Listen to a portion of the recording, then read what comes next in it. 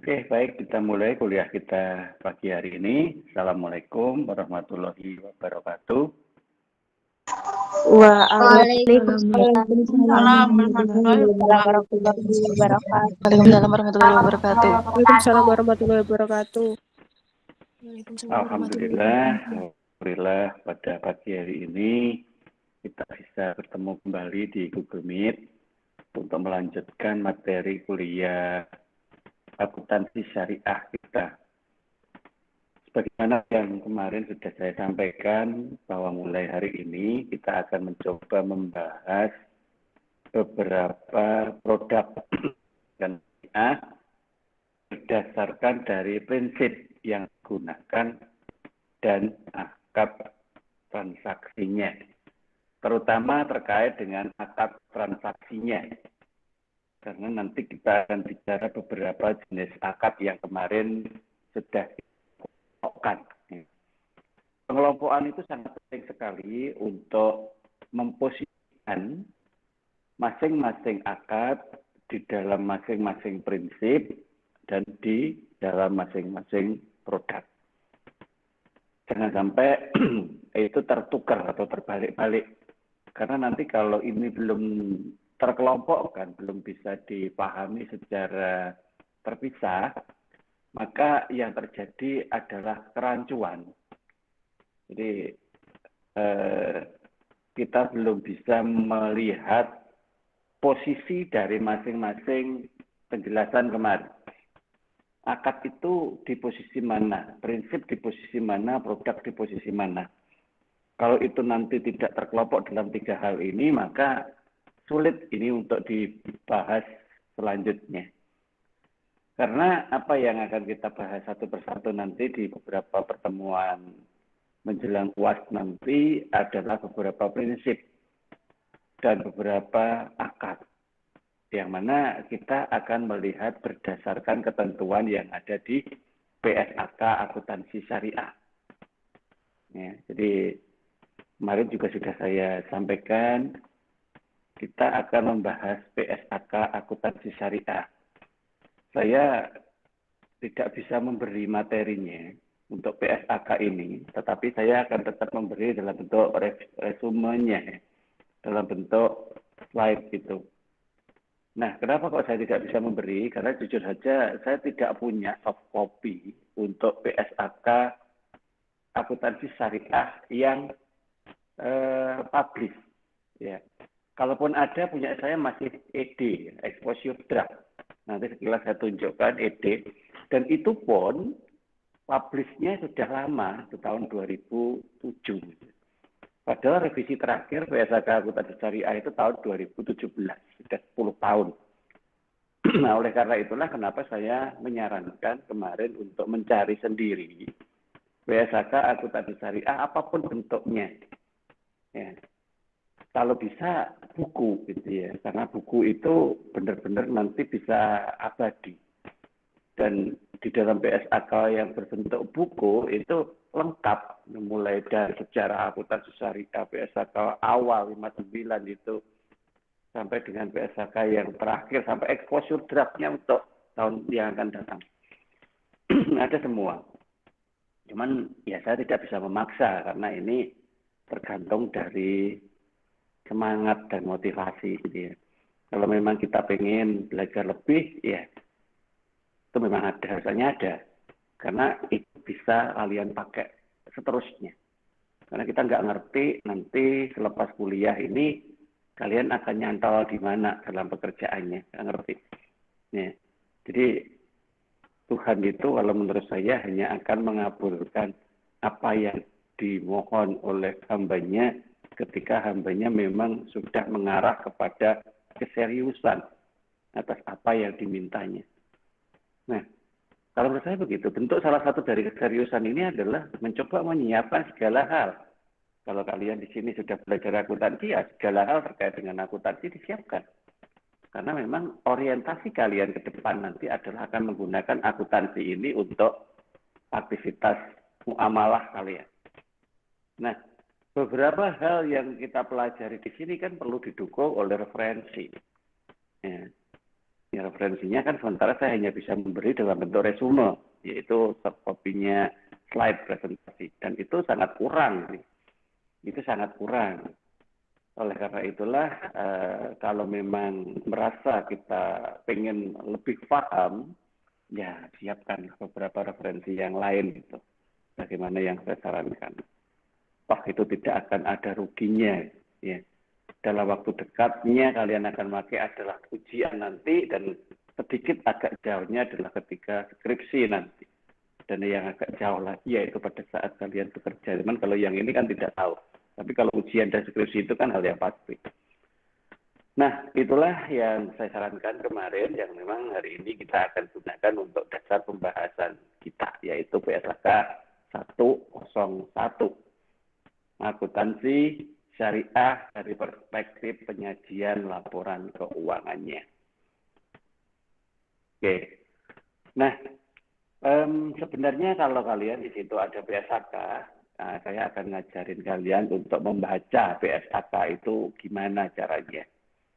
Cuman kalau memang belum ada, ya monggo ya.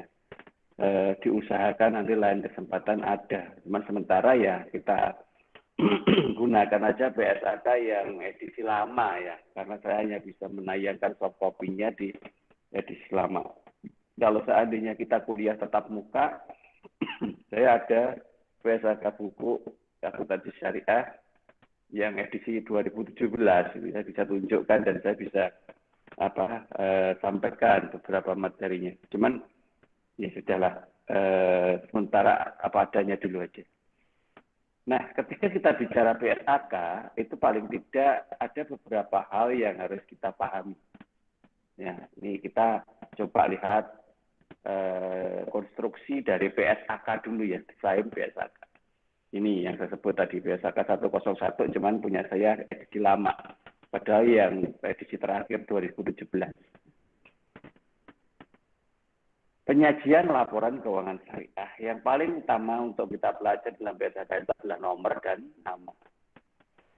Ya, karena masing-masing aturan itu terbentuk dalam sebuah nomor yang berbeda-beda. Kemarin saya hanya minta menyiapkan PSAK 101 sampai PSAK 106 aja. Kalau memang berkenan gitu ya. Nah, di sini yang kita akan gunakan sebagai dasar untuk pemahaman adalah ininya. Yaitu ketika kita bicara tentang PSAK 101, penyajian laporan keuangan syariah gitu ya. Nah, yang lain ya sudahlah sekedar tahu aja bahwa ada ketentuan-ketentuan yang harus kita pahami di situ. Nah, yang paling utama berikutnya adalah membaca daftar isi gitu ya. Daftar isi inilah yang akan menginformasikan ke kita terkait dengan apa yang akan kita cari di situ. Karena di dalam PSAK itu nggak mungkin akan dibaca semua. Yang dibaca hanya apa yang akan kita cari di situ. Misalkan kita akan mencari tujuan laporan keuangan, ya sudah, lihat aja di sini tujuan laporan keuangan itu apa. Nah, PSAK 1 maupun PSAK 101 sama. Kalau PSAK 1 itu bicara tujuan laporan keuangan pada akuntansi konvensional. Kalau PSAK 101 bicara tujuan laporan keuangan pada akuntansi syariah. Nah, di dalamnya di sini ada. Oke. Atau kita mau lihat secara umum gambaran utamanya ya ada di ruang lingkup ini. Atau kita akan mengambil beberapa dasar kebijakan akuntansinya ada di pertimbangan menyeluruh. Kita akan melihat isinya. Nah, isi dari PSAK apa? Isinya adalah ketentuan. Nah, kalau di PSAK 101 ya ketentuan terkait dengan struktur laporan keuangan syariah. Nah, sehingga di sini nanti kita bicara neraca, bicara laba rugi dan lain sebagainya. Namun sekali lagi saya sampaikan bahwa bentuk dari neraca ataupun laporan keuangan yang lain yang sama hanya prinsip dasarnya. Sedangkan ketika nanti isi itu pasti beda. Karena apa? Ya karena isi itu mencerminkan apa yang dikerjakan di dalam transaksi itu. Ketika di dalam syariah transaksinya adalah transaksi syariah, maka isi dari neraca ya akan mengarah kepada aktivitas syariah di dalam perbankan itu. Demikian juga dengan laporan yang lain, laporan laba rugi juga begitu. Nah, apa aja yang ada di dalam laporan keuangan syariah? Nah, sekilas kita bahas yang umum-umum dulu ya. Selain raca dan laba rugi, kita juga nanti akan membuat yang namanya laporan perubahan ekuitas atau modal. Kemudian ada laporan arus kas. Nah, sampai 4 jenis laporan ini seolah sama dengan akuntansi konvensional. Ya. Baik secara fungsi maupun secara struktur utamanya. Tetapi ketika melihat isi dari masing-masing itu pasti berbeda. Ya, jadi ya sama strukturnya. Nah, oleh karena itulah sering saya sampaikan ketika kita belajar akuntansi itu sebenarnya yang paling utama adalah belajar struktur. Bukan belajar tentang konten. Saya kalau sudah bicara konten itu nanti akan berubah. Mengikuti dari apa yang dilakukan oleh pihak yang membuat laporan. Ya, apalagi kalau kita bicara dalam perspektif syariah seperti kemarin itu. Ya walaupun secara struktur utamanya memang sama, itu karena akuntansi syariah adalah bentuk dari rekonstruksi. Jadi apa yang sudah ada tetap kita gunakan selama itu memang tidak ada tidak ada sesuatu yang berbeda dengan prinsip syariah. Tapi kalau sudah mulai beda, misalkan kayak riba, ketentuan-ketentuan dalam kebijakan akuntansinya berarti harus berubah. Nah, oleh karena itulah maka ada 4 laporan keuangan dari akuntansi konvensional yang tetap digunakan secara prinsip. Nah, kemudian ada beberapa transaksi yang memang tidak bisa masuk di keempat laporan keuangan itu. Nah, tapi transaksinya adalah transaksi moneter, sehingga tetap harus ada laporannya. Nah, kemudian ini yang kelima adalah berarti laporan sumber dan penggunaan dana zakat. Ya, tidak hanya zakat, ya. Zakat, infak, sedekah. Nah, itu kan tidak bisa dimunculkan dimanapun pada laporan keuangan yang tadi. Ya, karena bank syariah memang bisa berfungsi sebagai lazis, maka dia harus melaporkan sumber dan penggunaan dana zisnya. Kemudian seperti kemarin saya sebut di funding atau financing ada yang namanya hard, ya, dana kebajikan, dan hardul hasan. Nah, dana hard itu bukan merupakan dana yang menjadi satu kesatuan dengan usaha, tidak. Dia tersendiri, karena memang sifatnya hanya untuk membantu. Dan itu tidak bisa difungsikan seperti CSR, yang mana merupakan salah satu bagian dari cost. Nah, ini tidak. Karena sumber dan penggunaan dana kebajikan itu sangat berbeda sekali dengan apa yang ada di dalam operasional. Nah, oleh karena itulah maka dia muncul sebagai laporan terpisah. Dan yang terakhir adalah tentang CALK. Kalau itu tetap, karena di sini nanti akan bicara tentang struktur laporannya, kebijakan akuntansinya, atau beberapa pengungkapan lain yang memang tidak bisa dimunculkan dalam satuan moneter. Nah, ini adalah struktur yang ada di dalam laporan keuangan syariah. Ya. Nah, oleh karena itulah maka yang akan kita pelajari saat ini, hari ini, ya, adalah bentuk dulu aja. Bentuk. Kita membahas tentang bentuk.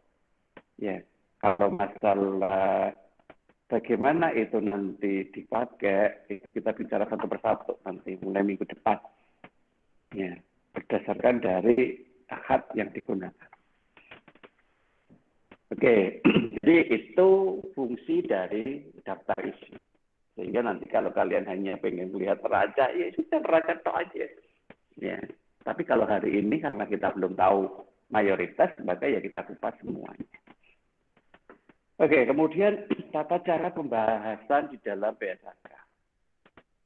Ada ketentuan seperti ini. Di dalam PSAK apapun biasanya ada ketentuan seperti itu. Cuman kalau di PSAK yang 2017, ketentuan ini sudah tidak ada. Karena ini dianggap sudah dari dulu seperti itu, yaitu terkait dengan cetak miring dan huruf tebal. Paragraf yang dicetak dengan huruf tebal dan miring adalah paragraf standar. Artinya adalah paragraf utama yang harus dibaca karena itu bicara terkait dengan masalah utama. Nah, sedangkan tafsirnya atau penjelasannya itu ada di penjelasan bawahnya seperti ini. Jadi dia tidak dicetak tebal, tidak dicetak miring, dicetak biasa, itu penjelasannya. Nah, sehingga kalau nanti ketemu dengan paragraf yang cetak tebal seperti ini, tujuan, laporan keuangan, ruang lingkup, ruang lingkupnya ada di sini sebenarnya. Penyajian laporan keuangan entitas syariah untuk tujuan umum. Nah, jadi ini tidak hanya diperuntukkan untuk bank sebenarnya. Jadi ketika kalian membuat sebuah usaha lain tapi tetap dengan prinsip syariah, tetap bisa menggunakan PSAK 101. Karena memang tidak hanya diperuntukkan bank, peruntukannya secara umum yang disusun dan disajikan sesuai dengan PSAK. Nah, penjelasannya seperti apa? Nah, penjelasannya ada di bawah-bawah ini. Ya, entitas yang disebut umum tadi apa? Nah, yang kegiatannya berdasarkan prinsip syariah. Kemudian laporannya adalah laporan yang digunakan untuk kebutuhan bersama dari seluruh pengguna dan seterusnya. Nah, inilah yang kita sebut umum. Sehingga jangan sampai ketika nanti ada hotel syariah gitu ya, mau pakai laporan keuangannya dengan PSAK nomor 101, kemudian ada yang menolak, oh berarti itu yang menolak yang nggak paham gitu. Karena apa? Karena PSAK 101 tidak hanya untuk bank. Makanya dari awal saya sebut bahwa sementara saya contohkan bank, karena memang yang paling sering menggunakan PSAK adalah bank. Ya. Jadi begitu ya. Nah kemudian ketemu lagi paragraf yang dicetak miring tebal. Nah ini bukan merupakan pengaturan penyajian laporan keuangan sesuai permintaan khusus. Ya. Permintaan khusus itu seperti yang dilakukan oleh pemerintah, pengawas, bank induk, dan seterusnya itu. Tidak. Jadi apa yang ada di dalam ketentuan ini adalah ketentuan untuk umum. Jadi yang dilaporkan secara umum ke stakeholder. Jadi beda kalau memang nanti bagian khusus itu tadi kayak pemerintah, pengawas, bank induk itu minta laporan terpisah gitu ya. Itu lain. Jadi tidak boleh tidak berdasarkan dari 101. Boleh berdasarkan ketentuan yang lain. Kalau kita pakai dasar ketentuan 101 berarti harus standar. Ya. Tidak boleh keluar dari ketentuan itu. Kemudian bicara di sini ada tujuan umum, ada tujuan khusus. Kalau hal-hal seperti ini secara prinsip sama dengan yang di konvensional. Ya.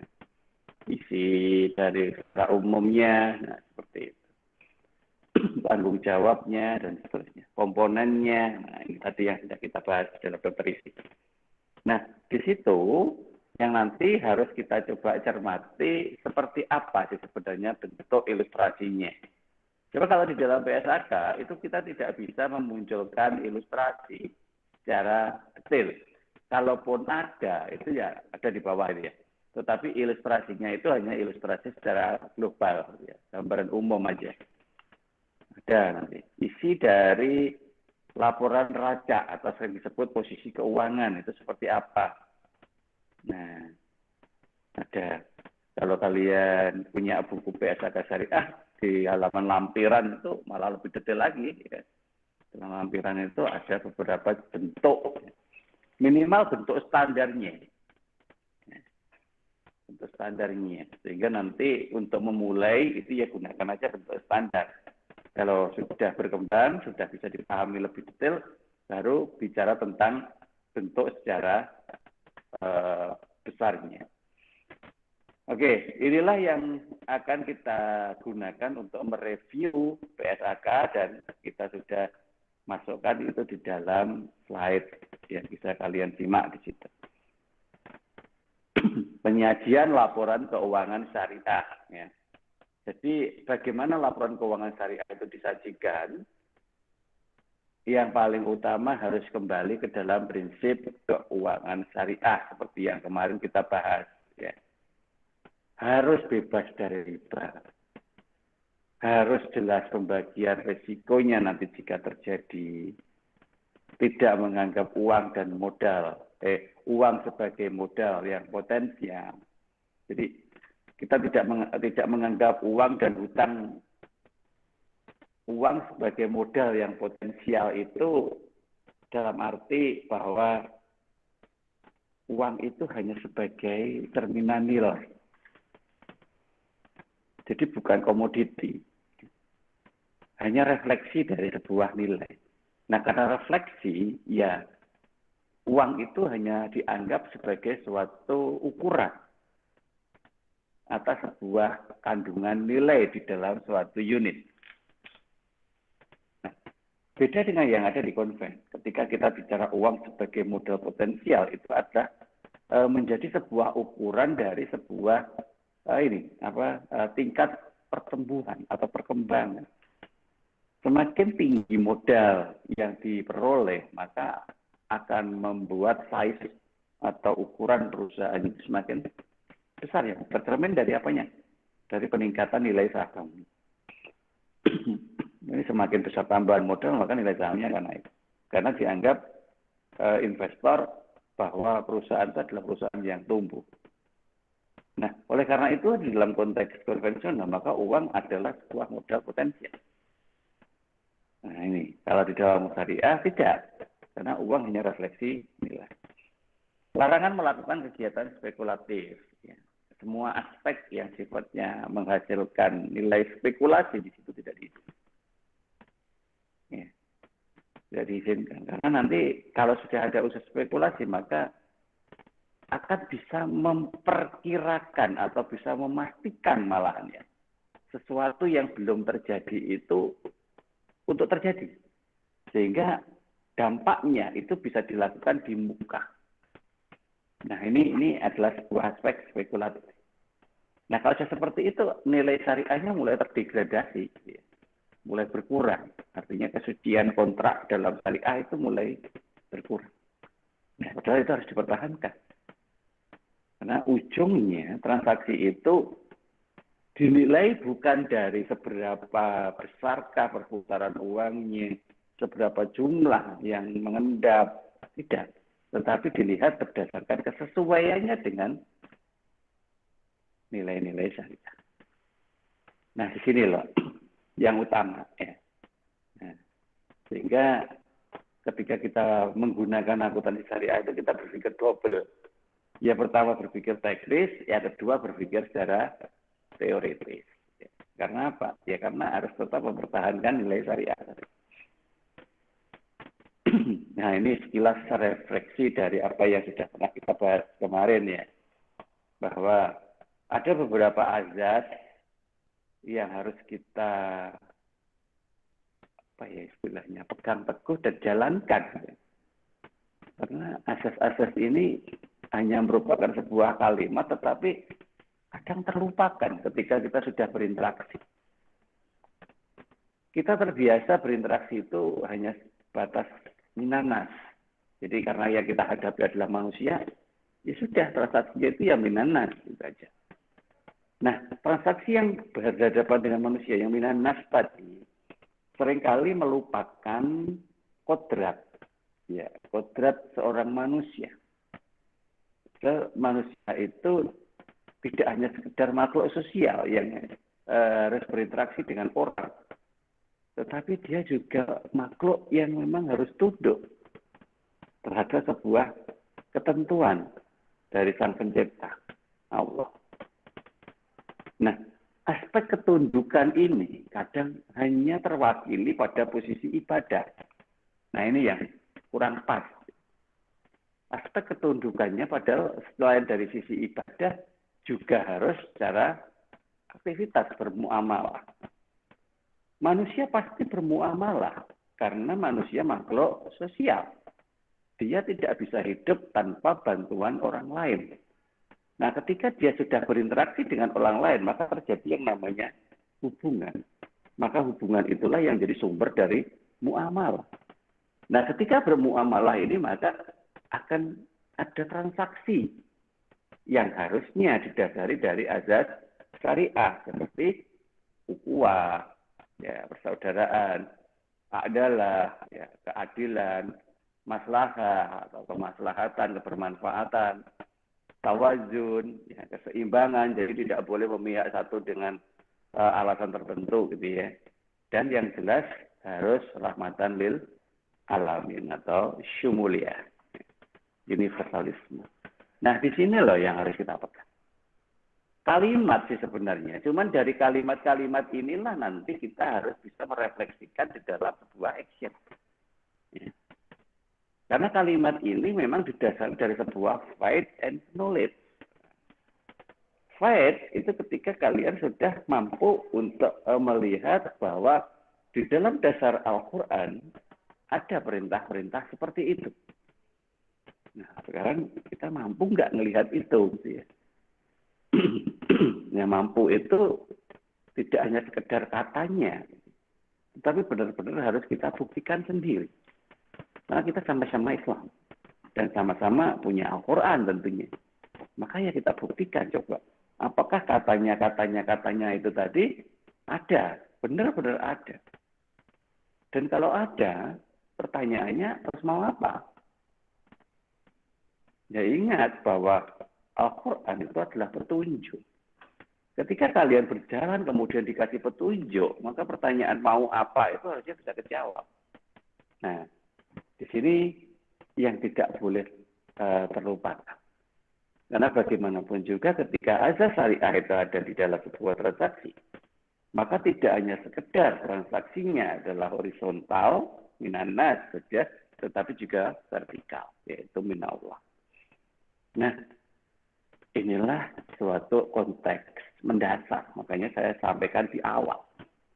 Percuma kita itu paham semua transaksi-transaksi secara teknis. Percuma. Kalau dalam konteks realitasnya itu kita melupakan aspek syariahnya. Nah, kenapa? Ya kan balik lagi ke konvensional. Sekalian aja didasari dari konvensional. Jadi tidak lagi berpengaruh pada aktivitas syariah. Ya oke. Kalau kalian memang memilih yang konvensional, nggak usah berpikir syariah karena memang tidak ada semua di dalam aktivitas aktivitas konvensional. Tetapi kalau kita memang memilih syariah sebagai way of life kita, ya udah, ini konsekuensinya. Nah, jadi itu yang harus kita pegang dulu. Nah, karena pada pagi hari ini kita akan bicara atau belajar terkait dengan aspek transaksi syariah, maka setiap apapun nanti yang akan kita bahas dalam metodologi akuntansinya, semua harus kita ingat bahwa ada aspek nilai syariah yang harus mendasar. Nah, ini yang harus kalian ingat, saya pesan dari awal. Apa itu? Yaitu beberapa transaksi-transaksi yang memang berjalan dari konteks keridhaan. Kita sudah pernah membahas bagaimana suatu transaksi itu menjadi halal dan bisa jadi menjadi haram. Walaupun objek yang ditransaksikan itu sah atau halal. Nah, kita coba itu. Salah satu aspek yang menyebabkan transaksi itu menjadi haram ketika terjadi ketidakseimbangan informasi. Artinya, ada satu pihak yang tidak memahami, ada satu pihak yang sangat memahami. Sehingga yang sangat tidak paham tadi merasa tidak menguasai terkait dengan apa yang ditransaksikan. Artinya apa? Wong nggak paham kok jalan. Dia mempercayakan ke orang lain. Nah sekarang orang lain tadi sifatnya amanah atau tidak? Bisa dipercaya atau tidak? Kalau itu tidak bisa dipercaya, ya kalau cuma sekedar menggelapkan uang mungkin nggak masalah gitu ya. Masih bisa lah itu ditoleransi. Cuman kalau sampai mengubah yang namanya informasi, nah ini ya nggak bisa ditoleransi kan, karena akan menyebabkan arah kiblatnya dari transaksi itu geser. Kalau geser nyampe enggak? Nah ini, padahal tujuan laporan keuangan, tujuan akuntansi, tujuan transaksi dan tujuan apapun itu pasti berproses sampai dengan tempat yang dituju. Ya kalau nggak nyampe, nah ini kan apa yang terjadi? Sudah ada aktivitas tapi tidak bermanfaat.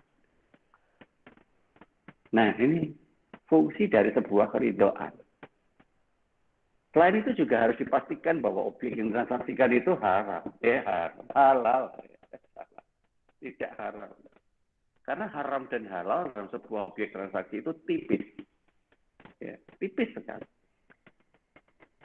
Bisa jadi awalnya barang itu halal, tapi karena satu dan lain hal seperti yang pernah kita bahas, jadi haram. Nah, satu dan lain hal itu padahal bukan kita yang melakukan, dilakukan oleh orang lain. Gitu. Kita hanya giliran melanjutkan saja, tetapi kita mewarisi sesuatu yang sudah haram. Nah, sekarang apakah kita sadar bahwa apa yang kita lihat itu haram? Kadang kita nggak sadar karena kita hanya melihat objeknya. Objeknya halal. Padahal objek itu tadi sudah ditransaksikan dengan cara yang salah sehingga menjadi haram. Sehingga kita mau lanjutkan dosa jahiliyahnya itu. Ya. Nah, inilah yang harus hati-hati. Memang di dalam transaksi-transaksi syariah itu harus kita pahami benar karakteristiknya. Ya. Halal pun tidak sekedar halal, tapi juga harus bermanfaat, thayyibah. Nah, seperti itu. Nah, kemudian ketika kita memaknai uang, seperti yang tadi saya sampaikan, ya gimana pun juga yang sulit itu ketika kita harus melakukan sesuatu yang berbeda pada suatu kondisi yang mayoritas itu mengarahkan pada sesuatu yang salah tadi. Itu yang sulit. Karena bagaimanapun juga lingkungan sekitar kita itu masih berada pada aspek yang konvensional. Menganggap uang bukan sekedar hanya sebagai alat tukar, tetapi sebagai sebuah komoditas. Nah, bagaimana kita bisa mengeliminasi fungsi komoditas itu pada sebuah lingkungan yang memang masih menganggap uang sebagai sebuah komoditas? Ya berarti memang harus membentuk lingkungan baru dengan sebuah kesepakatan bahwa di dalam lingkungan baru itu uang hanya sebagai sebuah satuan nilai. Ya, tidak bisa menjadi sebuah komunitas sehingga bisa menghilangkan unsur ribawinya. Kalau sudah menjadi komoditas, maka bagaimanapun juga unsur ribawi itu akan ikut. Ya. Ada kezaliman, ada kemaisiran, ada harar, ada haram. Ya. Nah, apalagi ketika kita mengkonsep uang dalam perjalanan waktu dengan time value of money. Nah, di sini.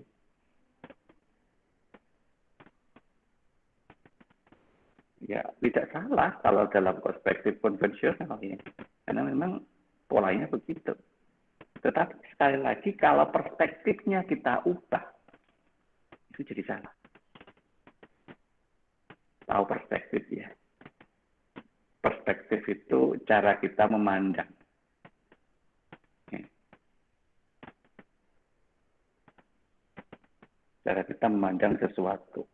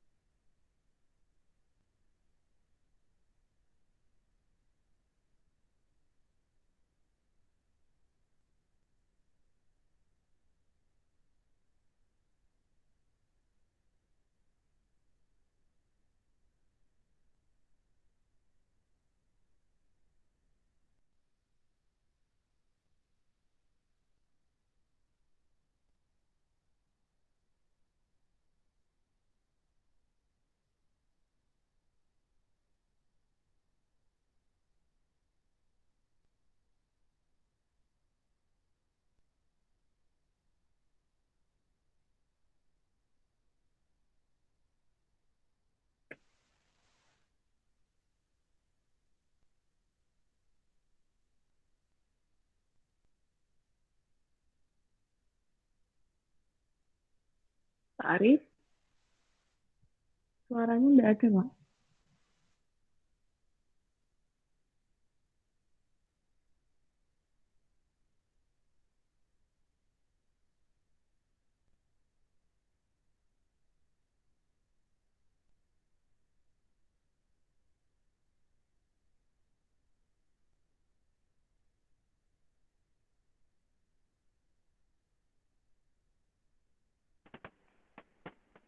Oke, saya kembali lagi ya. Oke. Maaf tadi masih ada yang cari. Oke, baik. Nah, kembali ke karakteristik ya. Bahwa ketika kita harus menghindarkan dari unsur zaliman, maisiran, haram, dan segala sesuatu yang melekat pada sebuah transaksi konvensional, artinya apa? Memang dari awal harus kita sadari di mana kita berada. Sebaik-baiknya sebuah hasil itu adalah ketika kita menyadari bagaimana cara kita menghasilkan. Ya artinya apa? Ya mulai dari tujuannya kita tidak harus tahu, tata caranya juga harus kita ikuti, dan orang-orang yang nanti terlibat juga harus sesuai. Nah oleh karena itu, maka transaksi dapat dilakukan berdasarkan beberapa hal seperti ini. Ya. Harus jelas dan benar cara perjanjiannya. Keuntungan yang diperoleh tidak boleh sampai merugikan pihak lain. Ya. Tidak boleh melakukan suatu transaksi dengan prinsip ta'aluk kemarin itu. Ya. Nah, karena apa? Karena semuanya harus jelas. Kalau tidak jelas, ya nanti akan terjadi sesuatu yang dipertanyakan. Sehingga sesuatu yang dipertanyakan itu adalah awal dari ketika kita bersuudon. Ya. Karena suudon itu sudah tidak lagi menggunakan ketentuan syariah tentunya. Ya. Karena akan mengarahkan pada objek yang salah. Nah, inilah beberapa hal yang di awal memang sudah harus kita pahami dulu. Nah, barulah setelah itu kita bicara tentang aturan secara teknisnya. Nah, itu yang terjadi. Inilah aturan-aturan teknis yang ada. Makanya kemarin ketika kita bicara PSHK, kita mulai dari PSHK yang paling pertama kali muncul akuntansi syariah, yaitu PSHK nomor 59. Nah, kalau kita bicara PSHK nomor 59, memang PSHK ini dikhususkan untuk perbankan syariah. Latar belakang munculnya PSHK 59 itu karena banyak sekali muncul atau berdiri bank-bank syariah baru waktu itu. Banyak sekali alasan kenapa kok bank itu banyak bermunculan yang aspek syariah. Banyak sekali. Ya rata-rata adanya keseriusan ketika memandang bahwa di dalam konvensional itu lambat laun sudah penuh dengan aspek ribawi. Nah, untuk menghindari itu maka orang-orang yang memang merasa nilai Islamnya itu harus dijaga, maka membentuklah bank syariah. Namun, ya tetap aja aturan yang dipakai adalah aturan konvensional, karena memang belum ada aturan terkait dengan bank syariah waktu itu. Waktu itu terjadi tahun 1991 atau 1990 itu sudah mulai ada. Bahkan kalau diurut dari cikal bakalnya kelas BMT seperti itu udah lama, tahun 80-an juga udah ada. BMT syariah, kemudian jadi BPR syariah, kemudian hijrah menjadi bank syariah. Nah itu tahun 90-an, 91 udah mulai muncul, 92 itu rame-ramenya. Nah, terus jalan sampai dengan 98, di mana terjadilah krisis moneter. Nah di 98 itu terbukti bahwa semua bank yang tidak menggunakan dasar bunga itu tidak terkena imbas dari krisis moneter. Nah, itu kenapa akhirnya lambat laun orang mulai sadar bahwa ternyata ada keunggulan yang dimiliki oleh bank syariah yang tidak dimiliki oleh bank konven. Nah, saat itulah akhirnya mulai fokus dia, mulai fokus. Walaupun PSAK 59 itu mulai dikembangkan tahun 1994, ya, bayangin ya, 94 itu baru mulai dikembangkan. Padahal banknya mulai berdiri 91 atau 92. Berarti selama itu dia pakai aturan apa? Ya aturannya PSAK bank konvensional, PSAK 31. Gitu. Aneh kan? Dasarnya syariah tetapi teknisnya menggunakan konvensional. Akhirnya apa? Konvensional yang disyariahkan. Nah, tahun 94 barulah muncul PSAK 59 di exposure draft. Kemudian tahun 97 itu disahkan. Nah, 97 disahkan, ternyata pertumbuhan bank syariah waktu itu cepat sekali. Sehingga PSAK 59 dia nggak cukup, karena terlalu simpel. Sehingga banyak sekali kebijakan-kebijakan yang tidak berdasar itu muncul di dalam PSAK syariah.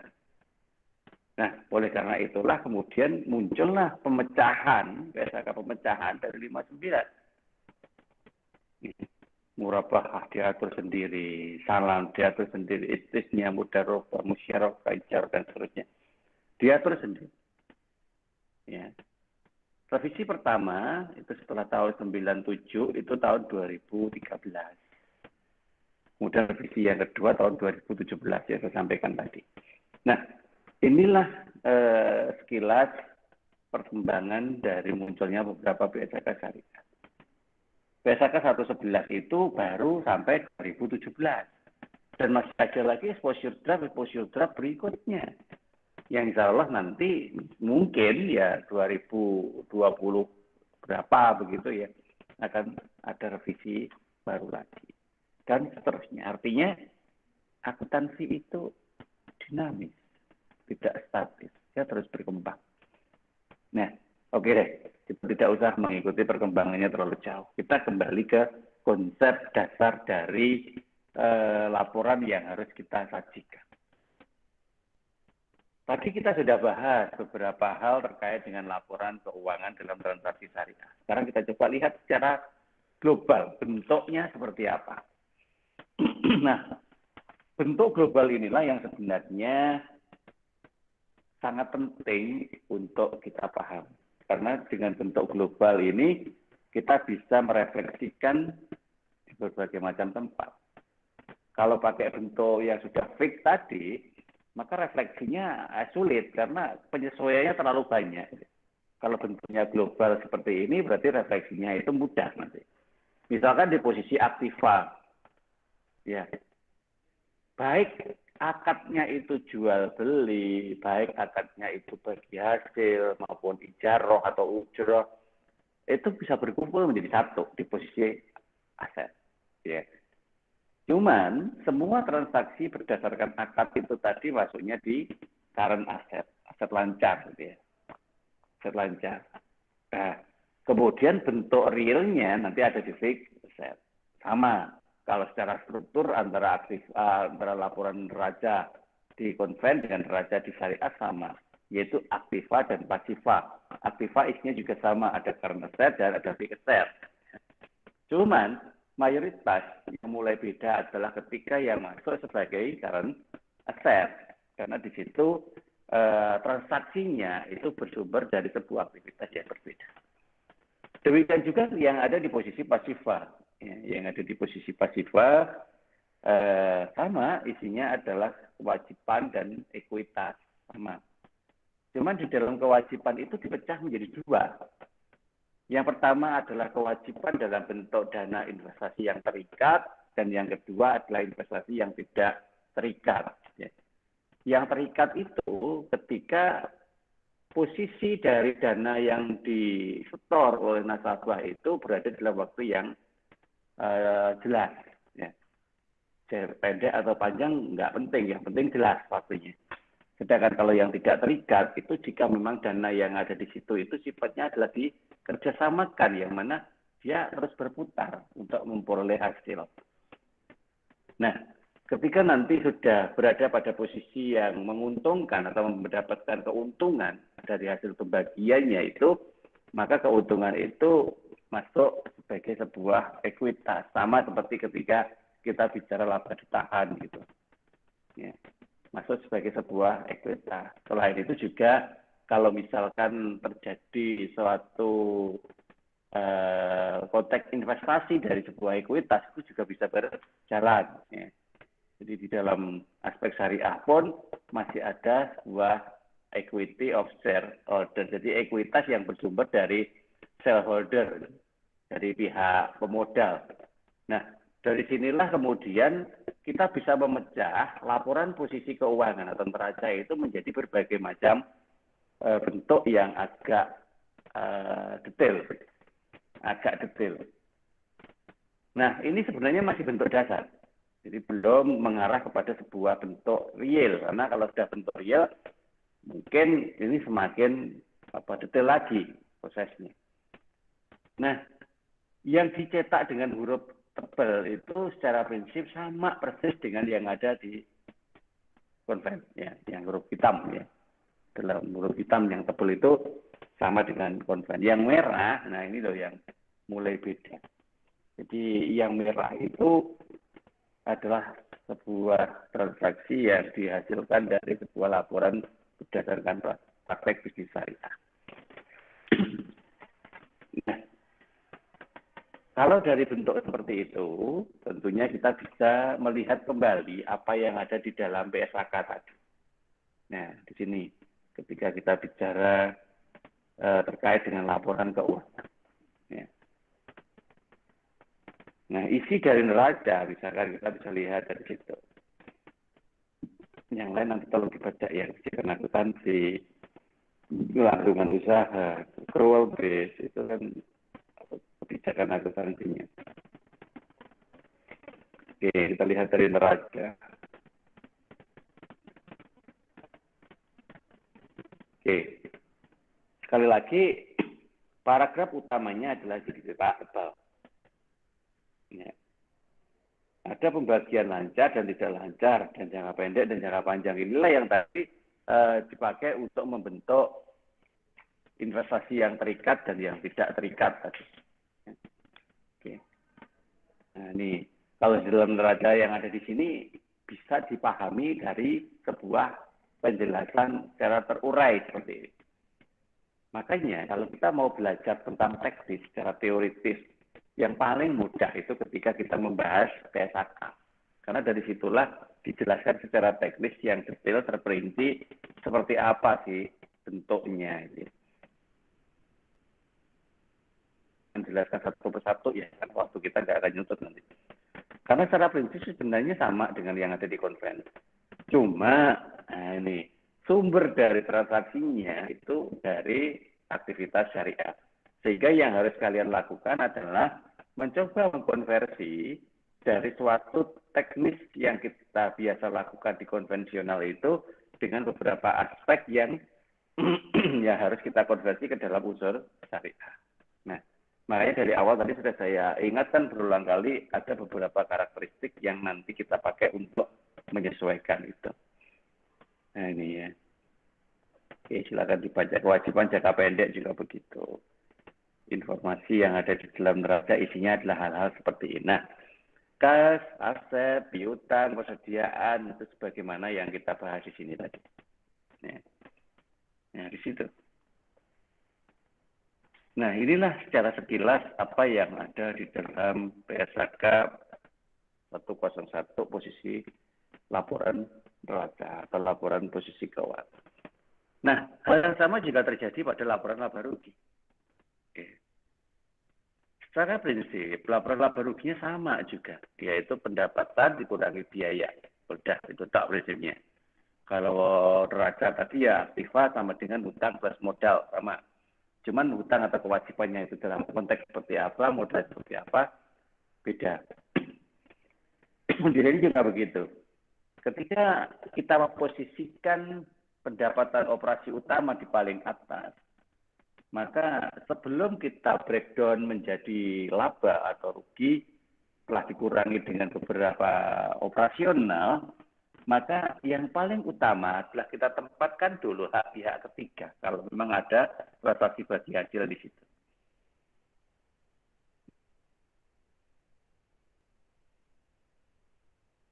Sekali lagi ya. Jadi hasil itu bukan dari laba. Nah, namun ada beberapa teori yang mengatakan berbeda. Ada yang mengatakan juga bahwa hasil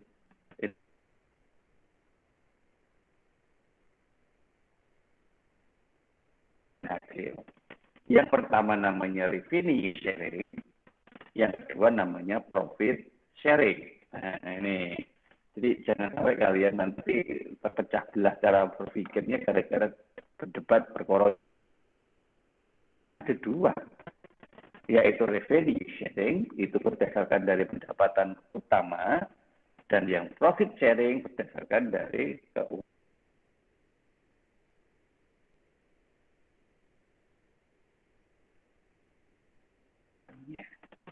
Tapi yang jelas tidak boleh diakui bareng gitu ya. Diakui di profit, jangan diakui di revenue dan sebaliknya. Nah, tergantung tujuannya. Sekali lagi, konservatisme itu juga masih terjadi di dalam transaksi syariah. Tapi konservatismenya itu paling tidak konservatisme karena mengikuti beberapa karakteristik akuntansi syariah. Nah, jadi begitu. Oke, strukturnya seperti ini ya.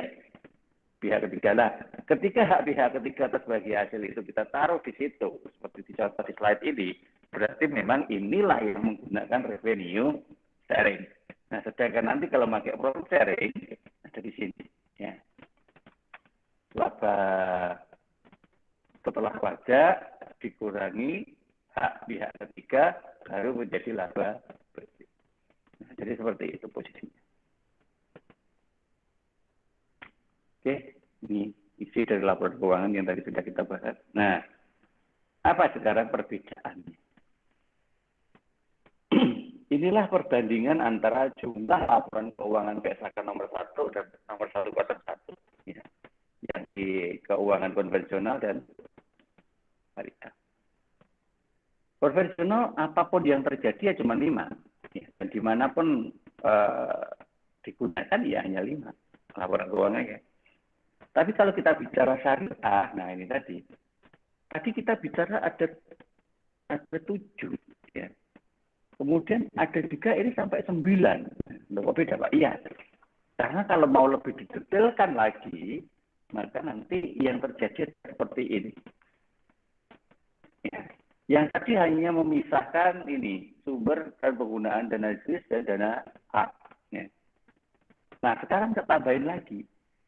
Sebenarnya kalau mau detail lagi, kita akan membuat laporan terkait dengan perubahan dana investasi terikat dan rekonsiliasi pendapatan serta bagi hasil. Nah, kalau mau lebih detail lagi, ditambahin itu. Nah, sehingga laporan keuangan jadi 9. Nah, itu kalau di PSAK 101. Nah, ini fungsinya ya. Jadi kalau neraca, laba rugi, ekuitas, yang utama itu ya, itu fungsinya hanya sebagai pertanggungjawaban kepada investor atau manajer investasi. Sedangkan kalau kita mempunyai laporan perubahan investasi terikat, itu pertanggungjawabannya ke agen investasinya. Siapa agen investasi? Ya investor. Sedangkan kalau kita menggunakan laporan ZIS dan laporan hard, itu karena ya, Bank Syariah adalah sebuah lembaga yang berfungsi secara sosial, tidak hanya secara profit. Nah, inilah yang muncul di dalam sebuah arah laporan syariah. Kemudian berikutnya, acuan yang digunakan. Nah, ini. Yang pertama, kalau kita bicara secara konvensional, ya cukup di PSAK nomor 1. Kerangka dasar penyujudan dan penyajian laporan keuangan. Sedangkan kalau Bank Syariah ya PSAK 101. Sama-sama kerangka dasarnya, tapi yang syariah. PSAK-nya beda. Ya. Kalau di konvensional itu PSAK nomor 1 sampai 58 itu masih PSAK secara umum untuk mengatur tentang akuntansi konvensional. Kalau di syariah ya nggak bisa menggunakan itu lagi, harus PSAK tersendiri, yaitu 101 sampai 109 minimal itu. Ya. PSAK 59 ya karena sudah di-upgrade dengan PSAK yang baru, maka per Februari 2014 PSAK 59 itu di nonaktifkan. Ya, jadi diganti dengan PSAK yang baru yang di breakdown dalam berbagai nomor. Nah, pedoman akuntansinya kalau bank konven itu perbankan konvensional, PAPI ya, pedoman akuntansi perbankan Indonesia. Ya, kalau di syariah PAPSI, pedoman akuntansi perbankan syariah Indonesia. Dan seterusnya lah, insya Allah ini bisa dibaca sendiri ya, enggak teknis kok. Nah, kemudian asumsi dasar atau kebijakan akuntansinya. Secara prinsip sama dengan konvensional. Nah, secara prinsip sama. Makanya saya tidak banyak bicara terkait dengan ini. Ya. Monggo silakan nanti ini dipelajari dulu, pahami lagi. Karena seharusnya ini sudah ada di dalam PSAK konvensional, ya, di akuntansi keuangan. Harusnya ini sudah bisa kita pahami. Sehingga kalau ada yang belum paham, monggo nanti silakan diskusi aja. Ya. Nah, ada penambahan yang memang tidak ada di konvensional, yaitu tadi dana investasi tidak terikat, ya, atau dana yang terikat, ya. Tapi yang mayoritas tidak terikat. Kenapa? Karena memang itu bukan uangnya bank. Itu adalah uang nasabah yang suatu waktu harus dikembalikan ke nasabah. Ya. Oleh karena itulah maka walaupun dana itu dicampur menjadi satu dari berbagai nasabah tadi, tetap aja porsi bagi hasil atau porsi keuntungan yang nanti akan dipakai untuk pembagian hasilnya itu ada catatannya. Tidak boleh sak sirit diri, tidak bisa. Oke, situlah posisi dari kewajibannya. Dengan persamaan akuntansinya, ya seperti ini ya. Ini sedikit agak berubah. Sebenarnya ada juga yang nggak berubah ya. Ya. Kalau di konvensional kita bicara tentang aktiva itu berasal dari kewajiban plus modal. Nah, sekarang di dalam kewajiban itu loh. Kalau di dalam konvensional kan semua hal yang harus kita kembalikan itu adalah kewajiban. Nah, teman di dalam syariah, didelok gitu ya. Ya itu kita kembalikan, tetapi kita kembalikan dalam waktu yang pendek atau kembalikan dalam waktu yang panjang. Nah, sehingga muncullah pengelompokan tersendiri di dalam investasi tidak terikat tadi. Karena memang kalau kita akui sebagai kewajiban itu seolah-olah dana itu adalah milik dari perusahaan atau perbankan. Coba aja, kalau sudah diakui sebagai kewajiban kan nanti akan muncul di aktiva. Padahal aktiva ini adalah cerminan dari size. Cerminan dari besar kecilnya perusahaan tersebut. Artinya apa? Walaupun dia bersifat kewajiban, maka dia akan diakui sebagai aktiva. Sehingga yang ada di dalam kewajiban itu seolah-olah sudah milik bank. Di konvensional begitu. Tapi di syariah ada. Ya walaupun sama-sama diakui sebagai aktiva, tetapi setidaknya ini terpisah. Mana yang benar-benar miliknya bank dan mana yang sebenarnya miliknya pihak nasabah. Sehingga di situ ada investasi tidak terikat. Nah, posisinya ada di situ itu. Kalau kita laporkan. Nah, masing-masing itu akan berjalan berdasarkan dari akad yang disepakati. Maka ketika terjadi prinsip jual beli, maka akadnya apa? Bisa murabahah, bisa salam, istisnya, atau ujroh. Nah, bagi hasil apa? Mudarobah, musyarakah, dan seterusnya. Nah, disinilah caranya ketika kita harus mengakui. Tadi sudah ya, contohnya itu. Nah, kalau mau detail ya seperti ini, ya kecil banget ya. Atau kalian download aja laporan keuangan bank syariah. Siapa tahu nanti tertarik dan kemudian dipakai untuk objek penelitian. Ya, silakan, tidak apa-apa. Nah, oke lah, cek kuno aja. Ada yang konvensional seperti itu. Nah, hal yang sama juga terjadi di laporan laba rugi. Ya. Prinsip laporan laba rugi juga sama. Ya. Cuman ya harus tetap disesuaikan. Ya. Apa yang dipakai untuk penyesuaian? Ya, ini hak pihak ketiga atas bagi hasil investasi tidak terikat. Nah, ini harus kita munculkan. Nah, munculnya di mana? Coba kita lihat bentuk laporan laba ruginya. Nah, seperti ini. Ya, prinsipnya ya. Karena kita paling utama itu belajar prinsip. Pendapatan operasi utama dikurangi dengan hak pihak ketiga bagi hasil atas investasi tidak terikat. Nah, seperti tadi saya katakan, ketika bentuknya seperti ini, berarti kita menggunakan prinsip revenue sharing. Ya. Baru menghasilkan pendapatan mukorib. Ditambah dengan pendapatan operasi lainnya, maka akan digunakan sebagai dasar pengurang untuk semua beban usaha. Nah, kemudian setelah dikurangi dengan beban usaha, barulah kita akan mengakui sebagai keuntungan. Itu kalau kita pakai revenue share.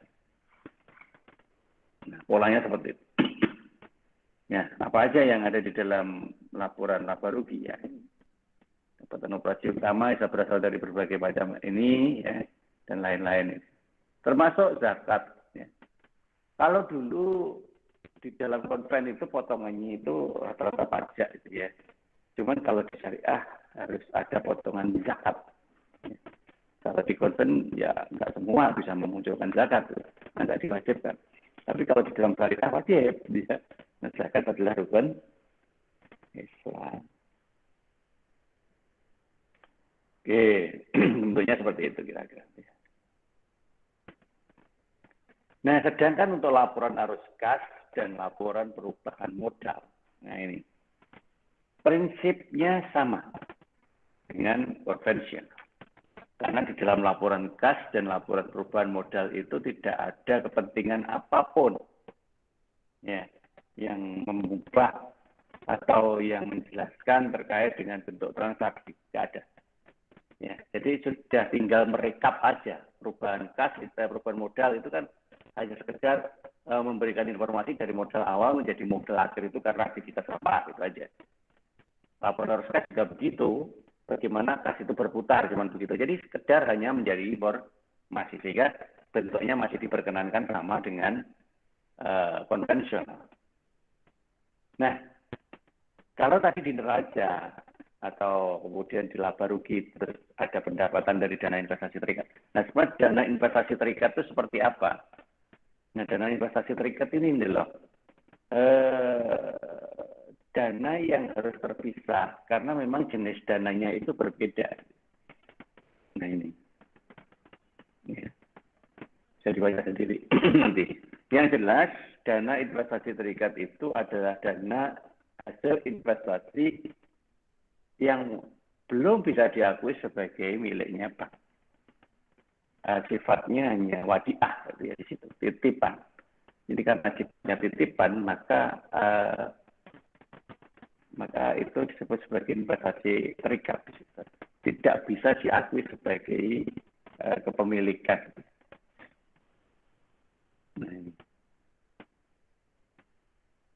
Nah, sehingga tidak bisa diakui sebagai aktiva maupun kewajiban. Dia terpisah.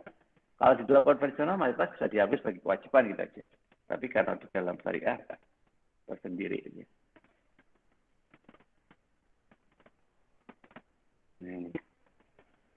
Oke, mungkin beberapa bisa dibaca sendiri ini ya, karena hanya pengertian-pengertiannya aja. Nah, ini contoh aja, ilustrasi ya. Ilustrasi untuk laporan perubahan dana investasi terikat ya.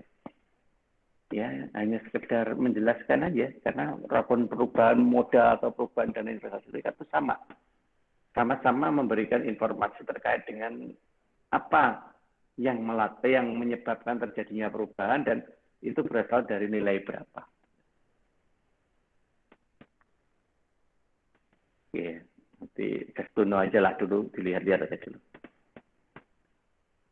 Nah, kemudian berikutnya adalah laporan rekonsiliasi pendapatan dan bagi hasil. Prinsip sama dengan laporan rekonsiliasi pada umumnya. Cuman kalau rekonsiliasi secara konvensional itu kan hanya merekonsiliasi jumlah yang ada di bank dengan jumlah yang ada di catatan saja ya. Cuman kalau ini adalah rekonsiliasi antara bank dengan nasabah. Pendapatan dan bagi hasil yang dikerjasamakan. Ya, hanya menjelaskan polanya seperti itu. Kemudian dana ZIS juga begitu ya. Ini harus fix kalau yang ini nggak boleh adjustment. Ya. Pertama karena memang di konvensional nggak ada cuma di syariah, maka ya aturan itu hanya terjadi pada sebuah laporan keuangan akuntansi berbasis perbankan syariah. Ya. Jadi memang harus seperti itu. Paling tidak memecah menjadi dua kelompok, yaitu sumber dana dan penggunaan dananya. Makanya saya tadi katakan ini tidak boleh diubah, terutama penggunaan dana. Ya, karena penggunaan dana itu rentan terkait dengan penggunaan dana ZIS dan zakat terutama. Kalau infak dan sedekah masih umum penggunaannya. Cuman kalau sudah zakat itu memang harus menggunakan 9 asnaf yang ada di situ itu. Nah itu tidak boleh diubah. Jadi sangat penting sekali untuk menginformasikan bahwa zakatnya itu arahnya pada asnaf yang mana. Nanti di situ akan kelihatan yang paling gede yang mana. Nah sumbernya itu zakat dari mana saja. Yang utama itu adalah zakat dari semua pihak yang ada di lingkup organisasi yang di bank syariah itu. Bisa dari pemiliknya, nasabahnya, bisa juga baru membuka secara umum dari masyarakat. Baik secara zakat, infak, atau sedekah. Nah, sehingga nanti di situ yang terlihat adalah saldo. Ya. Berapa saldo awal dari pendapatannya, seperti apa penyalurannya, sehingga ketemu berapa saldo akhirnya, dan kemudian saldo akhir itu digunakan untuk dasar saldo awal periode berikutnya, tambah lagi, dan terus berkembang seperti itu. Dana saldo yang bagus itu jika terus mengalami penurunan. Ya. Dalam satu sisi pendapatan sumber dananya itu meningkat, penurunannya itu besar juga, ya. Sehingga seolah-olah penggunaan dananya itu akan lancar terjadi. Nah, hal yang sama juga terjadi pada laporan dana khat. Ya. Dana khat itu tidak bisa diakui sebagai bagian dari dananya bank, karena dia terpisah juga seperti dana ZIS tadi. Karena dana khat itu tidak akan mengakumulasi menjadi sebuah pendapatan bank. Ya. Makanya dia terlaporkan tersendiri. Ya. Oleh karena itulah harus ada ketentuan dana khat itu bersumber dari mana. Kemudian dana khat itu digunakan untuk apa. Sehingga ilustrasinya seperti ini. Infak, sedekah itu bisa masuk ke dana khat. Bisa juga masuk ke dalam dana ZIS. Ya, sama. Ya, tergantung dari rencana peruntukannya dan dari mana infak sedekah itu diperoleh. Ya. Kemudian wakaf, ya, hasil pengelolaan wakaf itu bisa masuk. Misalkan gini, bank syariah itu mengelola wakaf. Nah, ternyata wakaf itu menghasilkan suatu pendapatan. Nah, pendapatan dari pengelolaan wakaf itu tidak boleh masuk ke dalam pendapatan operasi utama. Karena wakaf itu kan wadiah, tadi ya, titipan. Nggak boleh titipan kemudian dijadikan sebagai pendapatan operasi utama. Nah, oleh karena itulah masuk sebagai pendapatan dari khat. Ya, seperti itu.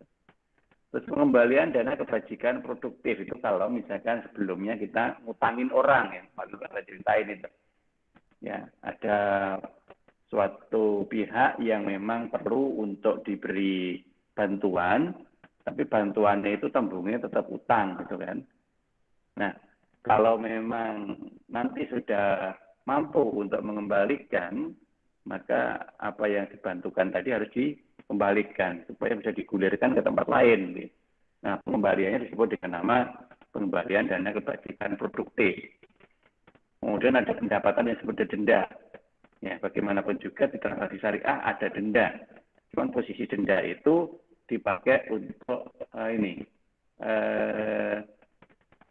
memberikan efek jerah, ya, supaya tidak terulang lagi kejadian yang salah. Nah, namun pendapatan denda tidak boleh masuk sebagai pendapatan operasi utama, ya, harus keluar. Maka masuknya atau penampungnya adalah dana hak atau pendapatan non halal lain. Nah, kenapa kok tidak disebut pendapatan haram? Nah, beda ya. Non halal dan haram itu tidak sama. Haram itu terjadi karena memang benar-benar sudah tidak mematuhi ketentuan transaksi seperti yang kita sudah bahas dulu itu. Nah, jadi dari awal sudah kita ketahui bahwa itu haram. Sehingga benar-benar tidak dilakukan, gitu ya. Sehingga tidak boleh ada pendapatan haram di situ. Nah, kalau begitu semuanya halal, Pak. Nah, ini belum tentu. Belum tentu juga. Karena ada sesuatu di dalam sebuah proses transaksi itu yang karena bisnis utama kita itu masih sering bersinggungan dengan aspek konvensional, maka unsur maisir, unsur harar, unsur spekulasi itu sedikit mungkin ada di dalamnya. Nah, ketika kita sudah mengidentifikasi bahwa dalam transaksi ini ada unsur spekulasi, walaupun itu tidak direncanakan berbasis spekulasi sekalipun, ya, maka itu sudah masuk sebagai kategori non halal. Dan itu tidak boleh digabung dalam pendapatan operasi utama. Keluar, harus masuk di dalam hal. Nah, begitu ya. Jadi segala sesuatu yang masih abu-abu, masih diragukan, itu pendapatannya masuk di hal. Nah, kemudian digunakan untuk apa? Ya, itu yang paling utama untuk kebajikan produktif. Konsumtif nggak boleh, yang boleh produktif. Nah, kalau statusnya konsumtif sekaligus ini adalah bantuan, maka akan mengarah kepada hibah atau sumbangan. Nah, itu baru konsumtif. Jadi konsumtifnya itu tidak hanya untuk sekedar konsumsi rumah tangga ya, tetapi konsumsinya itu adalah konsumsi yang tetap bisa menghasilkan sebuah penghasilan juga. Ya. Nah, inilah beberapa hal terkait dengan bentuk transaksi-transaksi yang ada di dalam PSAK 101. Nah, penjelasan dari apa yang saya sampaikan itu sebenarnya semuanya lengkap di PSAK-nya. Ya, lengkap semuanya di sini. Maka itulah kenapa saya ingin kalian itu punya PSAK ini. Saya memang juga tidak akan membahasnya itu satu persatu detail di sini. Ya. Kita ngomong seperti ini aja tadi sudah jam 9:30 ya. Nah, oleh karena itulah saya hanya ngajari cara untuk memahami PSAK 101. Ya. Pertama, kalian harus punya. Kalau nggak punya ya susah ya, walaupun bisa tapi nggak maksimal. Kedua, ngerti mana yang akan dipahami. Kalau memang pada prinsipnya kita belum paham semuanya, ya sudah kita coba pelajari satu persatu. Sehingga di dalam PSAK 101 itu harus kita baca semua. Ya. Tetapi ya tidak usah word per word ya, kata per kata, tidak ya. Kita langsung aja tembak pada konsep utama, mulai dari tujuannya, mulai dari kebijakan akuntansinya, sampai ke dalam jenis-jenis laporan keuangan. Nah, setelah itu baru masuk ke dalam struktur dari masing-masing laporan keuangan. Nah, apa aja isinya. Nah, dari situ kita bisa memahaminya seperti ini. Oke, ini sudah bicara struktur ya di dalamnya ini ya. Nah, silakan. Terutama yang dicetak tebal, karena yang dicetak tebal inilah yang menjelaskan utamanya. Ya, cuman kalau yang dicetak tebal kita belum paham, silakan membaca yang dicetak tidak tebal karena perincian dari pembahasannya itu ada di sini. Ya. Oke. Nah, sampai di sini. Jadi untuk tanggal efektif penarikan itu nggak perlu gitu ya. Nah, kemudian kalau mau cross-check dengan bentuk ilustrasi ya bisa lihat di lampiran itu. Nah, seperti ini. Ini kalau kita bicara neraca atau posisi keuangan. Ya, ini, tapi ini ilustrasi loh ya. Jadi tidak harus seperti ini. Tapi polanya paling nggak mengikuti pola seperti itu. Oke. Perubahan investasi terikat. Nah, seperti ini. Sehingga mungkin saja apa yang saya sampaikan ini masih ada beberapa yang belum saya jelaskan, tapi ketika kalian nanti melihat di dalam BSAK-nya ini, baru kalian paham. Ya, inilah karena untuk menjembatani keterbatasan yang saya sampaikan. Nah, ini apa ini? Bagi hasil, ya, rekonsiliasi. Ada pengurangnya, mungkin pengurangnya itu dari beberapa aspek seperti itu. Ada penambahnya, ya, kemudian pendapat tersedia untuk dibagi hasilkan. Nah, kemudian ketika nanti harus dibagi, pemilik dana yang mana, ya, yang belum didistribusi yang mana, nah itu kelihatan di situ. Kemudian sumber dan penggunaan dana ZIS, ya seperti ini, oke, dan dana hard, ya seperti ini. Oke, mungkin seperti itu yang bisa kita coba bahas pada pagi hari ini. Monggo silakan kalau ada yang mau ditanyakan.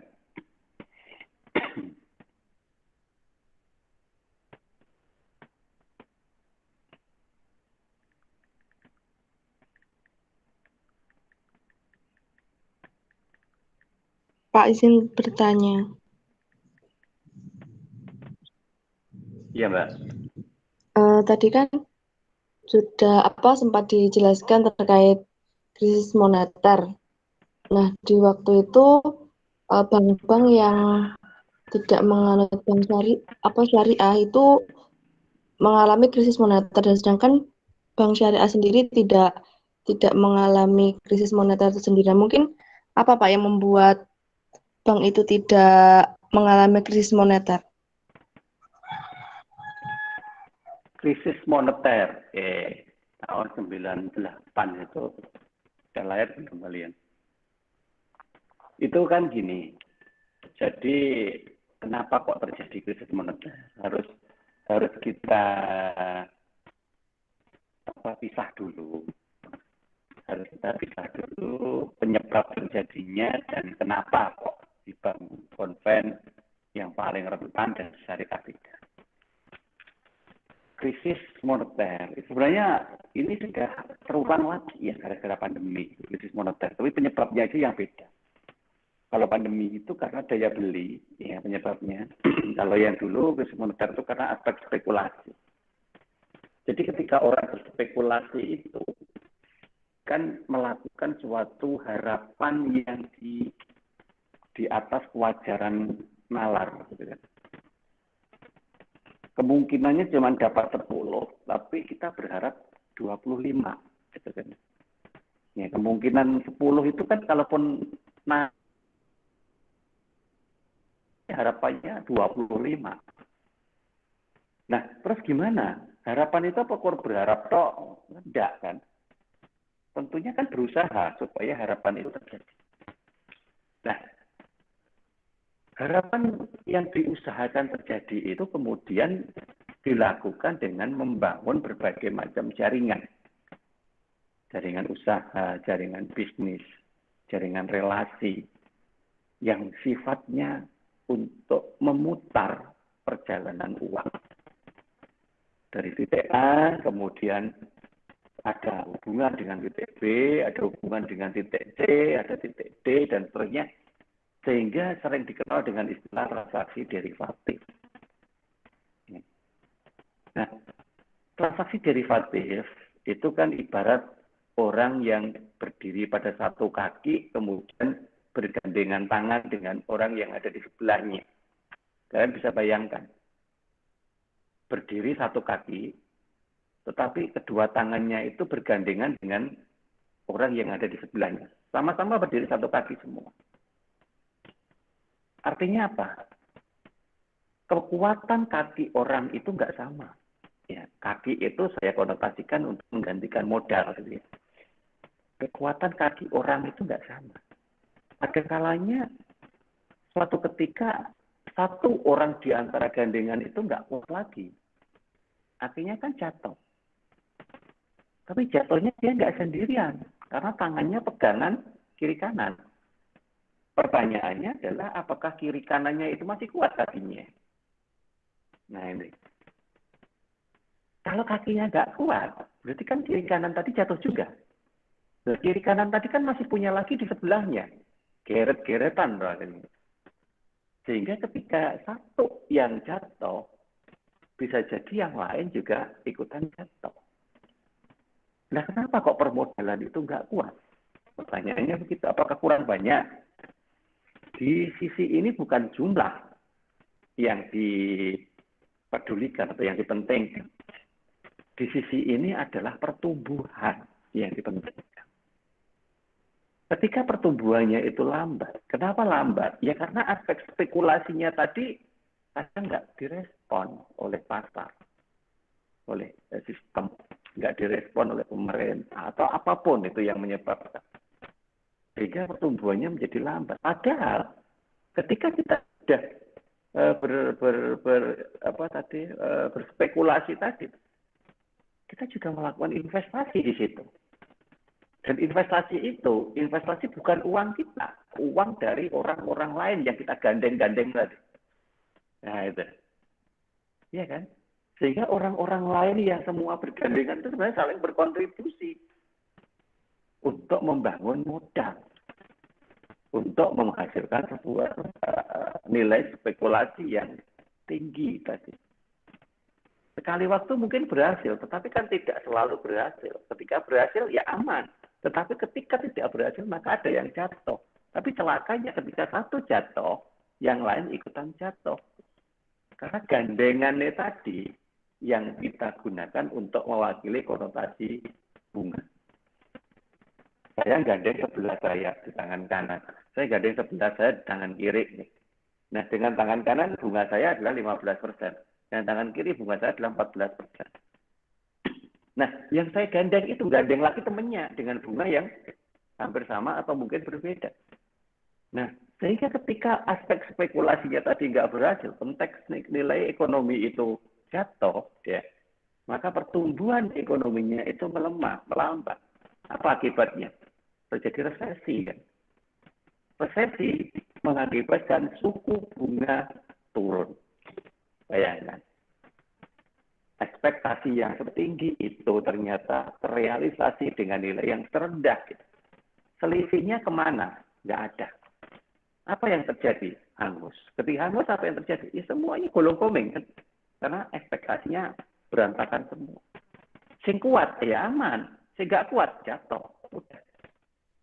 Inilah penyebab kenapa kok terjadi krisis. Krisis itu karena suatu musibah yang terjadi secara bersama-sama. Nah, sekarang yang di syariah kenapa kok aman? Ya karena yang di syariah itu tidak menggunakan aspek bunga. Dia tidak menggandeng tangan ketika berkontribusi dengan mereka. Ya. Kenapa tidak menggandeng tangan? Ya karena memang dia terpisah situasinya. Syariah tidak menggunakan bisnis dari jalan yang itu. Ya, sehingga dia tidak bergandengan tangan, dia ada di sebelah-sebelahnya. Tetapi dia bergandengan dengan sesama syariah, membentuk suatu pola tersendiri. Ya, tidak ada relevansi dengan yang ada di aspek bunga tadi. Karena memang di syariah tidak ada bunga. Ya, dia hanya pakai aspek hasil. Nah berarti bagi hasilnya juga turun, Pak. Oke, nggak ada masalah. Bagi hasil turun, karena bagi hasil bisa naik, bisa turun. Sedangkan kalau bunga, proyeksi. Bunga diproyeksikan naik. Ya, itulah. Kenapa? Karena dia sudah mengestimasi pada sesuatu yang bertumbuh. Ternyata tumbuhnya itu tidak terpenuhi. Sedangkan di dalam hasil, memang dari sononya, ya hasil itu bisa naik, bisa turun. Jadi, biasa kalau terjadi fluktuasi. Nah, sehingga yang sudah terbiasa ada fluktuasi gara-gara hasil, ya nggak ada masalah. Tetapi yang sudah kadang berekspektasi terlalu tinggi, ya sangat bermasalah. Nah, inilah kenapa yang satu ambruk, yang satu tidak. Nah, sekilas secara global seperti itu penjelasannya. Kalau secara teknisnya panjang ya. Teknisnya panjang, cuman secara global seperti itu. Nah, ini adalah bukti bahwa sesuatu yang baru kita bagi setelah ada itu jauh lebih baik daripada sesuatu yang kita bagi sebelum itu ada. Bunga kan begitu kan? Bunga sudah ditentukan persentasenya sebelum apa yang kita akan bagi itu ada. Uang belum apa-apa sudah ditentukan, sudah dipastikan. Sedangkan hasil, ya kita hanya memastikan pembagian aja. Cuman kan pengalinya, aspek yang dibagikan nunggu sampai itu ada dulu. Nah, inilah kenapa yang satu itu dilarang, karena aspek spekulasi itu ujungnya seperti itu, maka yang satu diizinkan karena memang berimbas pada hasil yang diperoleh. Oke, kira-kira begitu Mbak Adriati ya. Oke, ada lagi yang ditanyakan? Ya Pak, terima kasih.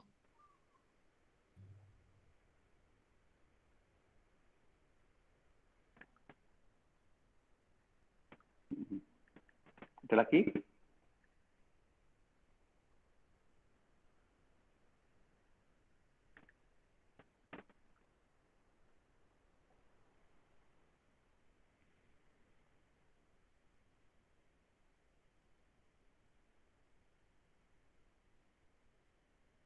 Ada, ya karena kita nggak bisa menunggu lama ya kalau kuliah online seperti ini. Oke, karena kita harus berhemat data juga. Insyaallah kita akan bahas lagi pertemuan yang akan datang. Pertemuan yang akan datang kita akan bahas. Oke, kita lihat dulu RPKPS-nya.